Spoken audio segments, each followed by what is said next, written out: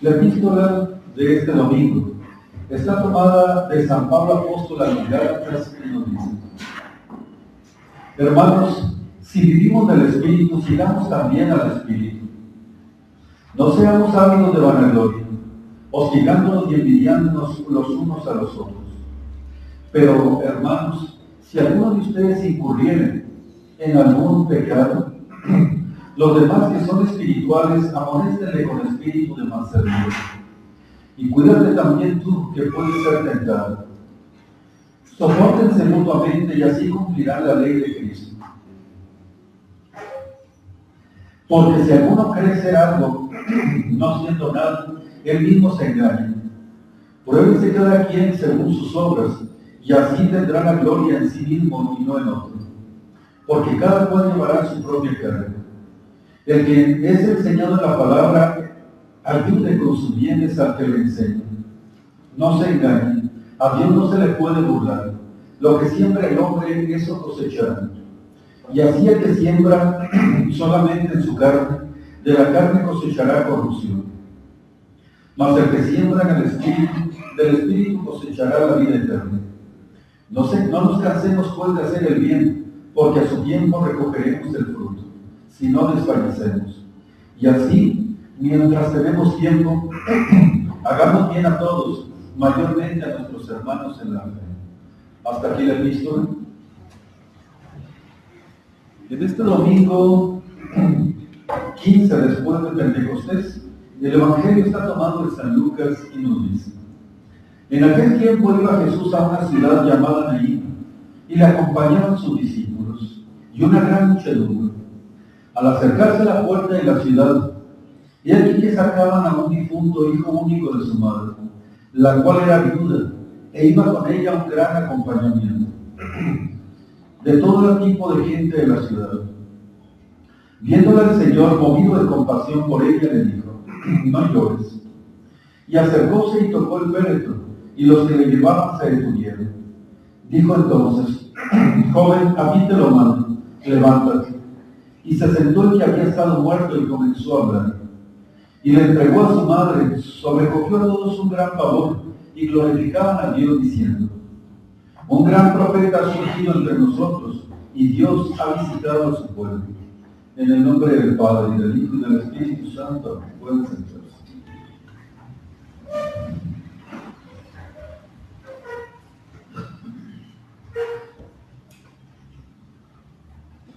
El Evangelio de este domingo, queridos fieles, nos narra a nosotros el encuentro de la muerte con la vida, de una muchedumbre triste que acompañaba a un cortejo fúnebre, y de un acompañamiento completamente distinto, alegre, que acompañaba al cortejo de la vida.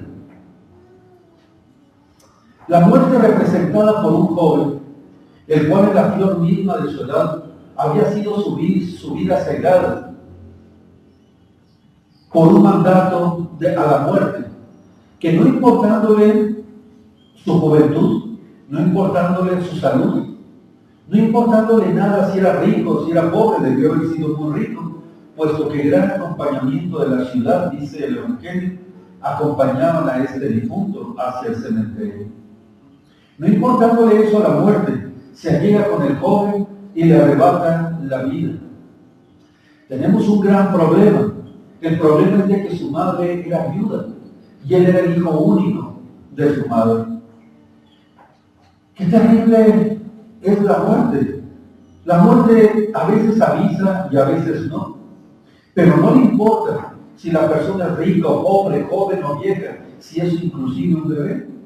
La muerte, cuando recibe por parte de Dios la señal de que ya es tiempo de que esa alma venga a tomar cuentas al juicio, la muerte implacable se llega y arrebata la vida de esa persona. El cortejo fúnebre estaba bastante triste. Por enfrente iban acompañando primeramente los músicos, como se acostumbraba en Oriente. Iban con sus flautas tocando de una manera tan triste y tan dolorosa cánticos que hablaban acerca de la muerte.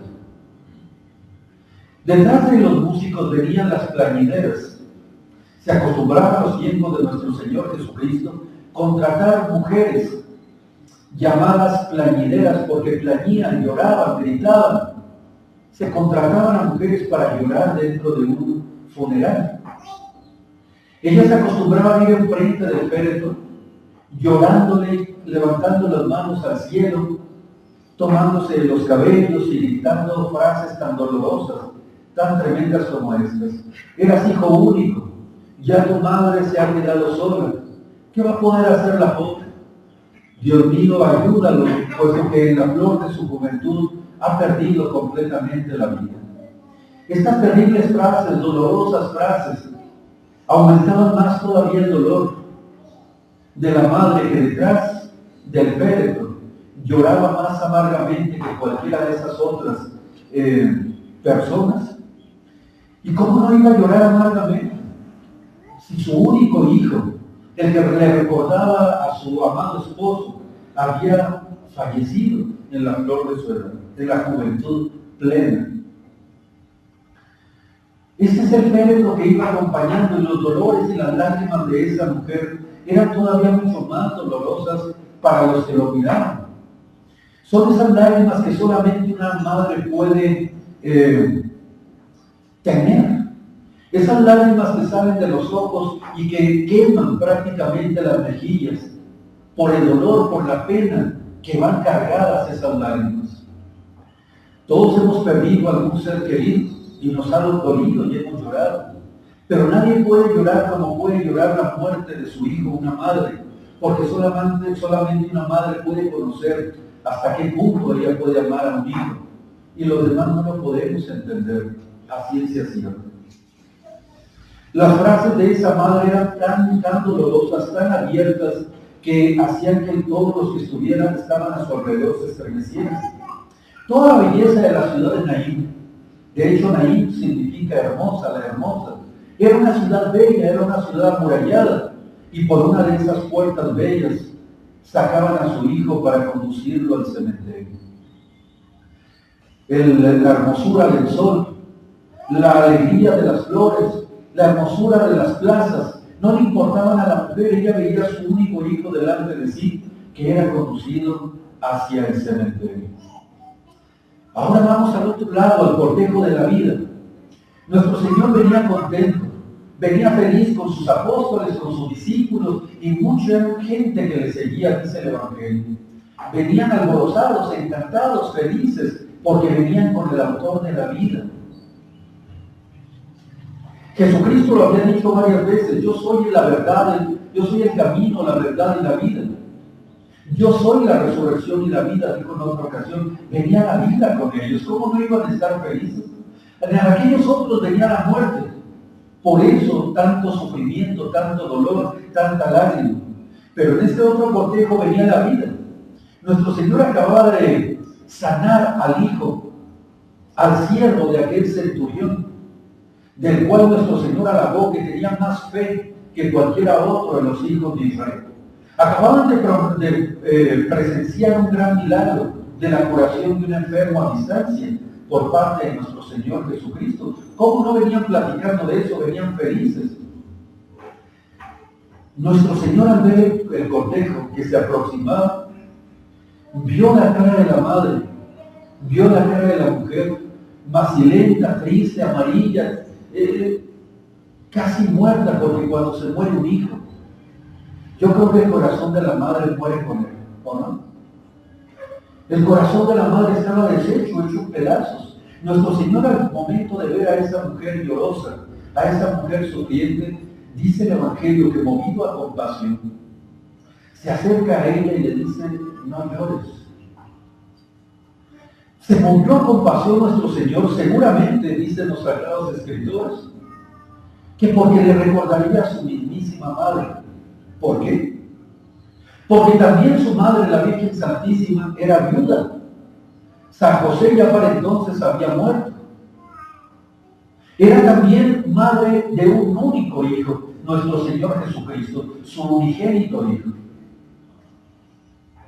Y algún día esta madre, la Virgen María, también iría acompañando un féretro, ella llena de lágrimas y llena de sangre al momento de abrazar a su hijo. Cuando lo bajaron de la cruz, lo abrazó, lo amó, lo lloró, y se llenaron sus mejillas de sangre, la sangre de su hijo y de las lágrimas que ella derramaba amargamente por él. El corazón de María es un corazón más sensible que el corazón justo de todas las madres de la tierra. Así es que el dolor de María era un mar, como indica su nombre, María, mares de dolor tenía el corazón de la Virgen Santísima cuando llevará a su hijo del Calvario al sepulcro y no va a encontrar consuelo en el mundo. Entonces nuestro Señor Jesucristo vio a esa mujer y en ella vio seguramente a su madre, como dentro de unos meses también va a llorar de esa manera y todavía mucho más amarga, y se movió a compasión. Y entonces nuestro Señor se acerca y le dice: mujer, no llores. Pero Señor, ¿cómo no va a llorar? ¿Cómo no va a llorar si ese hijo, sus ojos, su sonrisa, le hablaban de su amado esposo y ya no lo va a poder ver ni siquiera en su hijo? ¿Cómo, Señor, no va a llorar si es la madre, la que lo llevó 9 meses en su vientre, la que esperaba tantas cosas de él en su juventud? Tú mismo, Señor, estás llorando, tú mismo estás conmovido al ver el dolor de esa madre. ¿Cómo le pides que no llore? Señores, a veces nosotros vamos a un funeral y abrazamos a la persona que está sufriendo, que acaba de sufrir tremendas pérdidas, y le decimos resignación, le decimos estoy con usted, le decimos mi más sentido pésame. Pero esas palabras, ¿qué son? Se escuchan tan huecas para la persona que está sufriendo, se escuchan tan no sinceras para la persona que la está sufriendo, y sin embargo las agradece. ¿Por qué? Porque un sufrimiento con mucha compañía por lo menos se amengua, se amortigua un poco cuando usted puede sufrir en compañía de alguien que lo ama, de alguien que está a un lado de usted, así no le pueda dar ningún consuelo. Pero las palabras de Cristo no eran palabras huecas, las palabras de Cristo no eran palabras inútiles.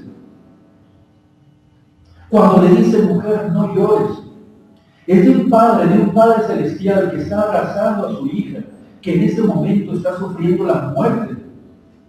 Está despedazado su cuerpo, su alma, su corazón, sus sentimientos, todo.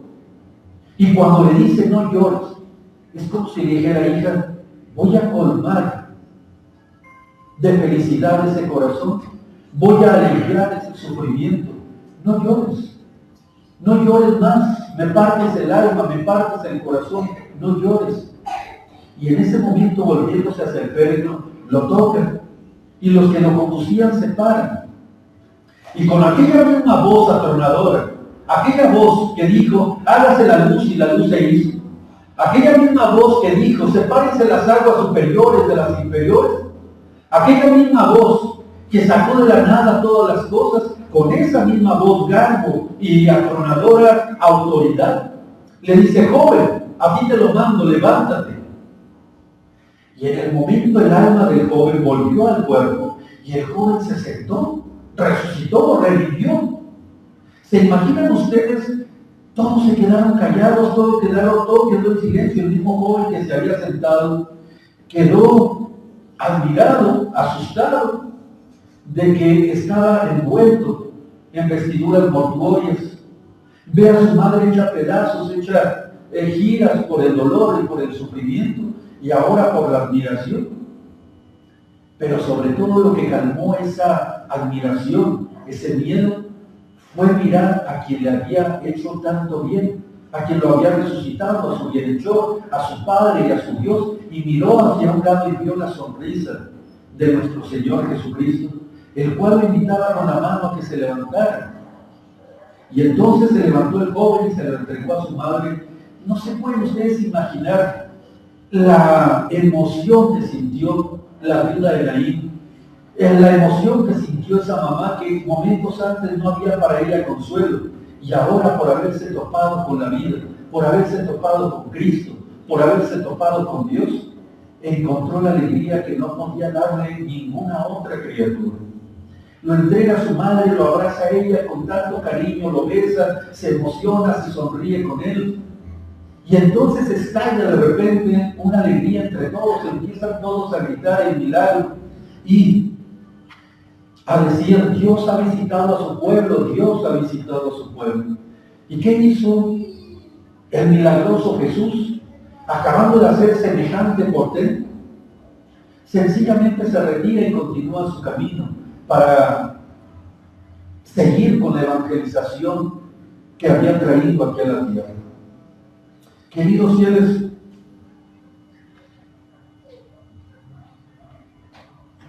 el alma de este joven, la alegría de este joven, regresó a su pueblo.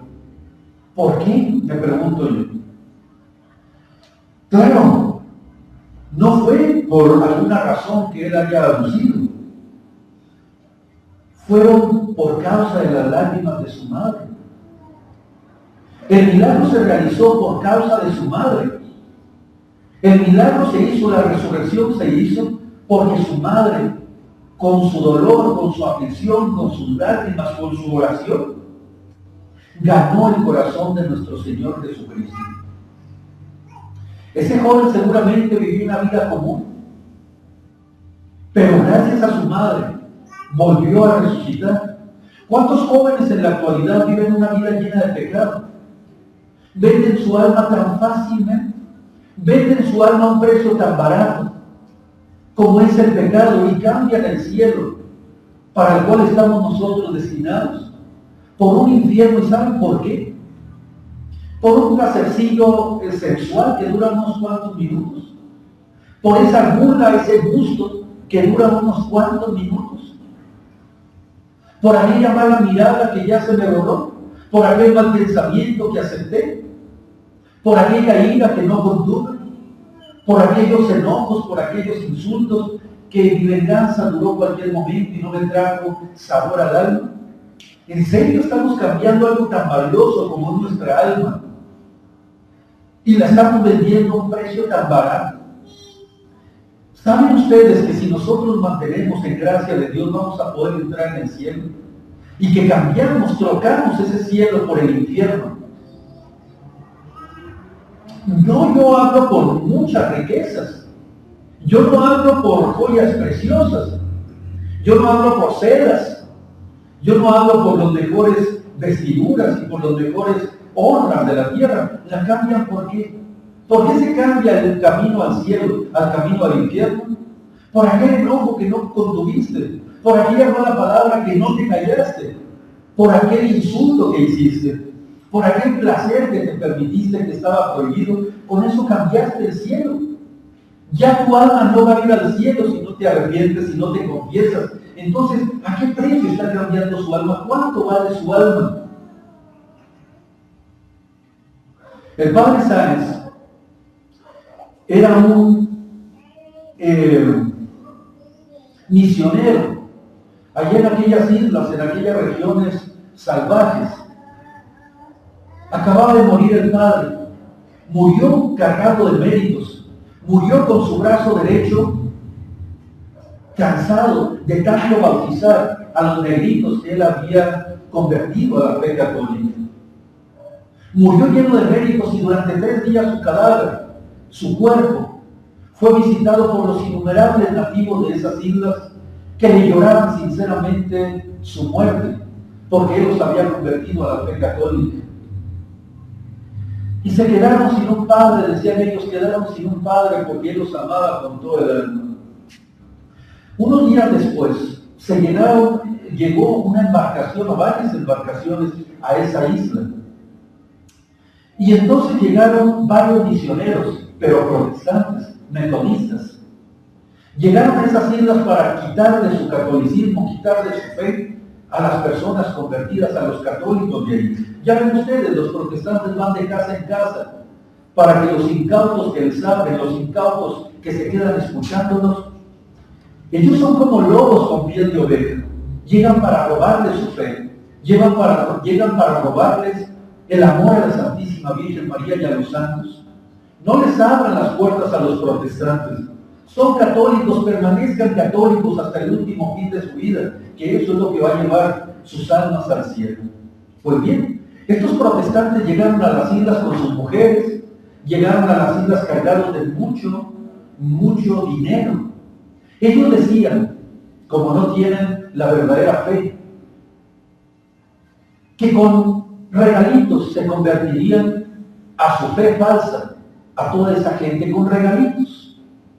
Empezaron a tratar de hacer labor hasta que llegaron con el dueño, con el jefe de la tribu de esas regiones.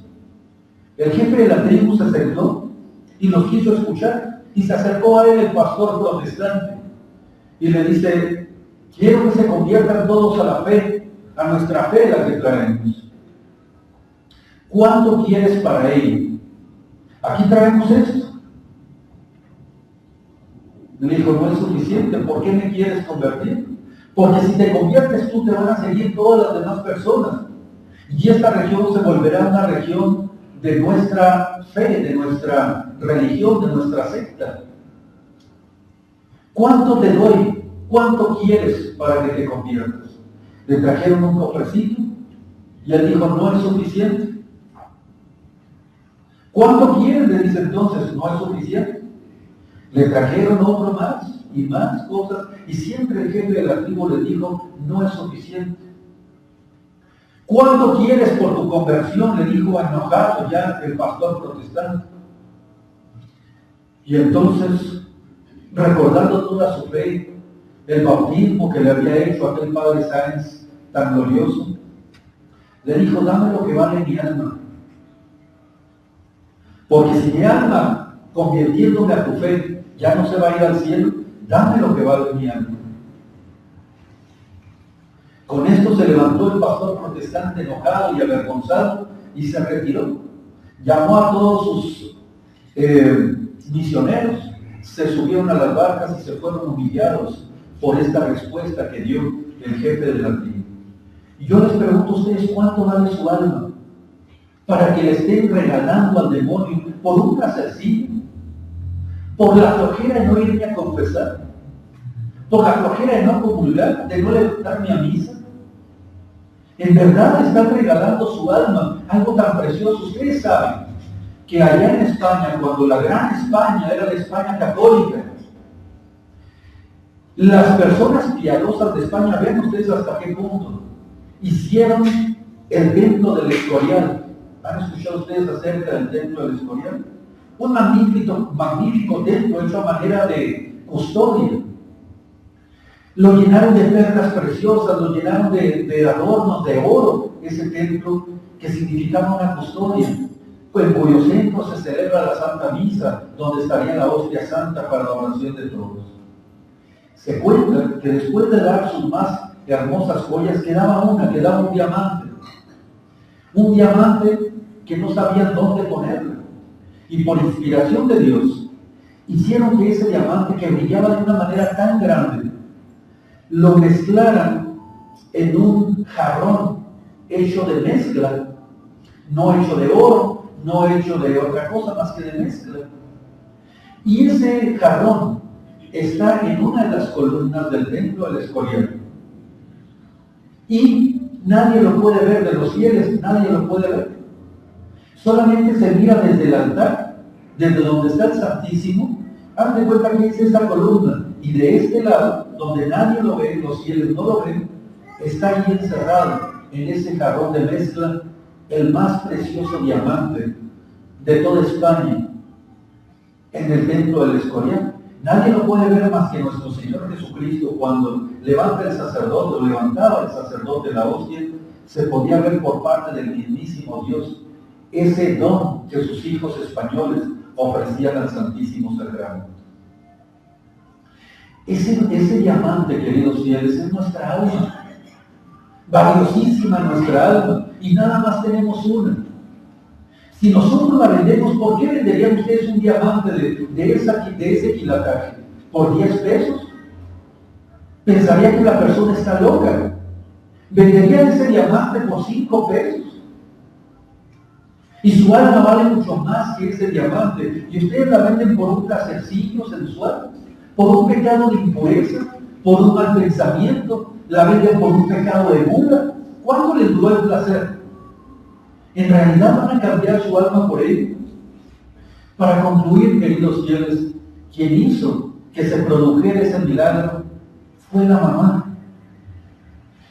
Nosotros tenemos, y espero y se los deseo, y creo que ustedes tienen mamás que son buenas católicas. Vean lo que puede la oración y las lágrimas de una madre para con su hijo. ¿Tienen hijos rebeldes? Hijos que no quieren asistir a misa, hijos que no se quieren confesar, que no se quieren acercar a Dios. Esos hijos se van a ir al infierno. Mamás, ¿lo van a permitir?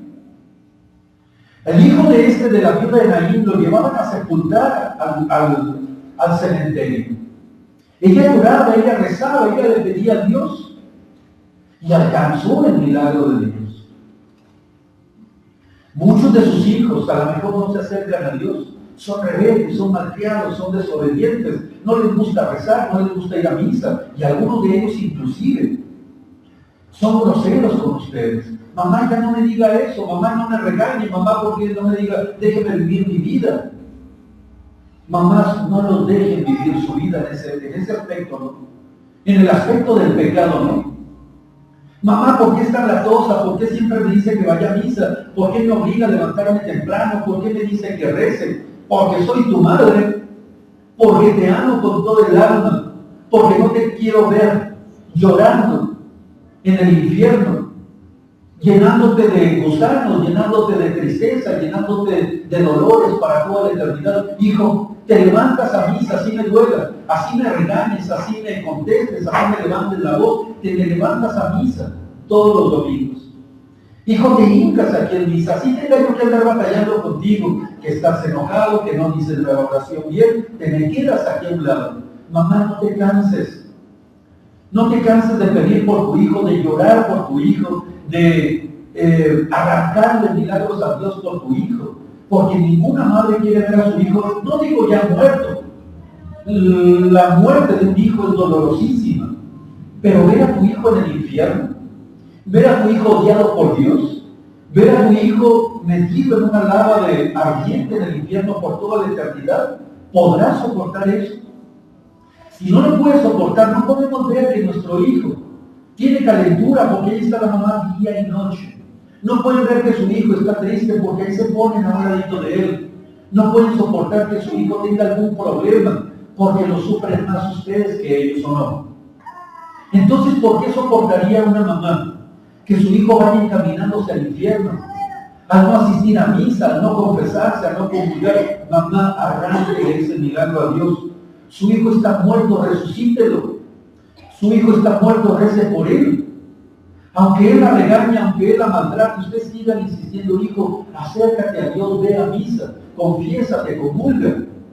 Porque si usted, mamá, se cansa, porque si usted, mamá, se vence, entonces ya no habrá esperanza para sus hijos. Entonces sí, sus hijos se irán y llegarán al sepulcro, pero no al sepulcro de esta tierra, al sepulcro del infierno. Detrás de un gran santo siempre hay una mamá auténticamente católica. Vean todos estos santos, todos ellos debieron de haber tenido una mamá que les instruyó, que los regañó, que los impulsó, que los movió hacia Dios. Y también detrás de cada criminal hay una mujer que se venció. Ya no puedo con mis hijos. No puedes con tus hijos, entonces ¿con qué puedes? Es que mis hijos no quieren rezar. Claro, no quieren rezar, no quieren ir a misa, tampoco querían ir a la escuela, ¿o no? Tampoco querían trabajar, tampoco querían ir al mandado, y sin embargo lo hacías. ¿Por qué? Porque sabes que si no estudian serían unos nadie aquí en la tierra. Entonces, si para ellos sí te ponías dura, para que se levantaran en la escuela, así fueran llorando, así fueran renegando, también, ahora mucho más, con mayor razón, es para la iglesia, para Dios, para la confesión. No te venzas, mamá. No te venzas, mamá, porque si no tus hijos no van a tener esperanza. Ellos no saben que les estás haciendo el con regañarlos, con impulsarlos a que se confiesen, con prohibirles cosas malas. Ellos no lo saben, ya no entenderán. Pero tú no puedes decirme, no me puedes decir que dejaste de llorar por tus hijos, que dejaste de luchar por tus hijos, que ya te cansaste de que no te hagan caso. Órale a Dios, pídele a Dios, ruégale a Dios que se conmueva del llanto de tu corazón por tus hijos y le vas a arrancar ese milagro. Pero no dejes de hacerlo. No dejes de hacerlo. A los que ya no tienen mamá, a los que su mamá ya no existe en este mundo, tenemos una madre también, que es la Iglesia Católica. La Iglesia Católica es nuestra madre, que por medio de sus sacerdotes nos habla, nos regaña, nos conduce al camino del cielo.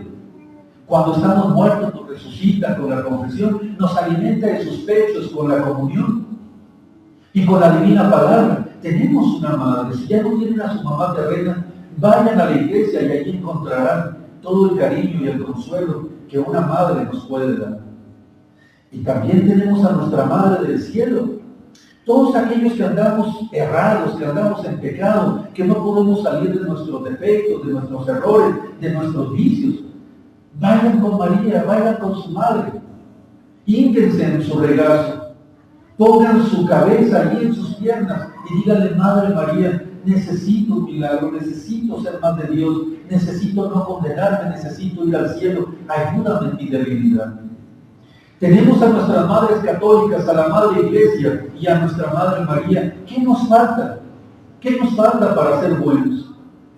Pero mamás, si ustedes se vencen, insisto, no habrá oportunidad, se perderá esta sociedad. De ustedes dependen tantas cosas.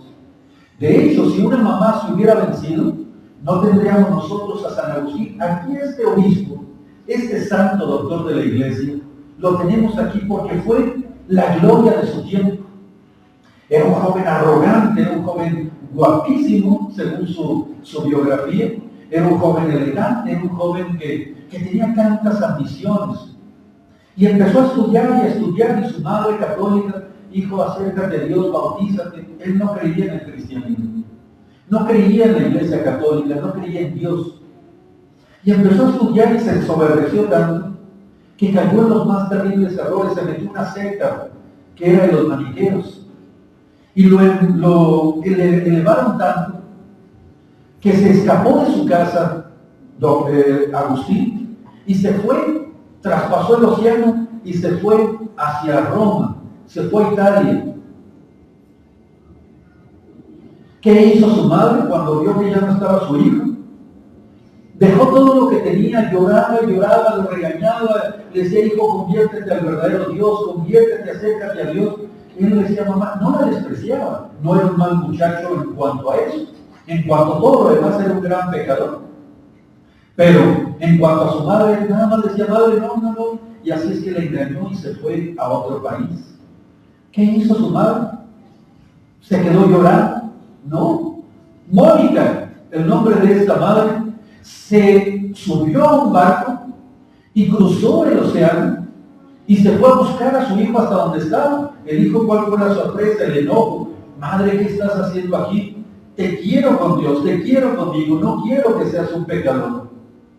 Este hombre fue conducido a Milán, donde había un santo obispo que predicaba con el corazón y predicaba la palabra de nuestro Señor Jesucristo con toda verdad.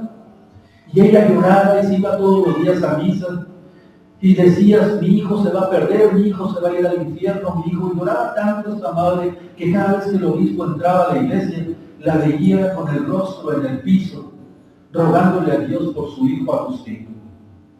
Con tanta insistencia, con tanto ruego, con tanto todo, hizo que su hijo apenas fuera a misa a escuchar los sermones de este santo obispo. Se puso en la puerta porque no le gustaba entrar a misa, se ponía en la puerta. Y allí, escuchando los sermones, poco a poco, su corazón endurecido se fue ablandando, hasta que llegó el día en que ya no soportó. Y allí, delante de todos, a los pies del obispo, cayó de rodillas y le pidió el bautismo. Se bautizó, después se hizo sacerdote, después obispo, y llegó a ser la más grande lumbrera de su tiempo. San Agustín, doctor de la Iglesia, ¿Gracias a quién? A los ruegos de su madre. Después de que ella lo convirtió y lo vio, y ya bautizado, al querer regresar a su tierra, le dice: hijo, mi vida en este mundo ha concluido. No me digas eso, madre, le dijo a Agustín. Mi vida en este mundo ha concluido. Ya te vi convertido, ya te vi caminando hacia el cielo, ya te vi caminando de una a una con Dios. Mi vida en esta tierra ha concluido. Y antes de cruzar el mar, Santa Mónica falleció y entregó su alma purísima, purísima al cielo. Esa fue la misión de una madre, hacer que este hijo que iba directo al infierno esté aquí en nuestros altares y lo aclamemos como el más grande, de los más grandes santos que ha tenido la Iglesia Católica. Lo hizo las lágrimas de una madre, y la frase del obispo me encantó cuando le dijo: mujer, ella bañada en lágrimas, no se puede perder un hijo de tantas lágrimas, no se puede perder un hijo cuya madre es tan santa, le reza tanto a Dios por él, no se puede perder un hijo así. Entonces, mamás, ¿qué les puedo yo encargar? Lloren por sus hijos, recen por sus hijos, insistan a sus hijos y no se me cansen de ello, porque sus hijos son un tesoro para Dios y para ustedes. Tienen un alma tan grande que no puede ser perdida en el infierno ni en el sepulcro. Resuciten a sus hijos para Dios y toda su vida valdrá la pena en todos los sentidos. En el nombre del Padre, y del Hijo y del Espíritu Santo. Amén. Nos ponemos de